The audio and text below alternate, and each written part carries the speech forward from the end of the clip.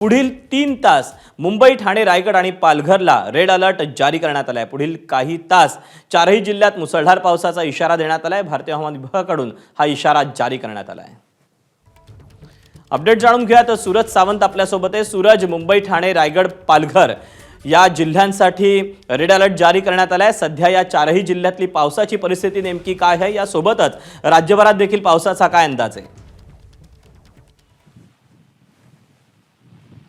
दीपक, नक्कीच सकाळपासून पावसाने खरं तर या चारही जिल्ह्यांमध्ये जोर पाहायला मिळत आहेत। मी सध्या मरीन ड्राईव्ह इथे उभा आहे। रेड अलर्ट जारी केलेला आहे आणि इथे सोसाट्याच्या वाऱ्यासह या ठिकाणी मोठ्या प्रमाणात पाऊस देखील आपल्याला पाहायला मिळतोय। खरं तर समुद्राला भरती आहे आणि या ठिकाणी जर आपण पाहिलं तर समुद्राला भरती आहे आणि जवळपास 4.21 मीटरच्या लाटा या देखील संभाव्य असल्याचं सांगितलेलं आहे कुलाबा हवामान खात्याकडनं। आणि त्यामुळेच प्रिकॉशन म्हणून संपूर्ण जी मरीन ड्राईव्हची चौपाटी आहे ही पूर्णपणे रिकामी करण्यात आलेली आहे, निर्मनुष्य करण्यात आलेली आहेत आणि स्वतः या ठिकाणी अनेक जण पावसाचा आनंद घेण्यासाठी जमत असतात।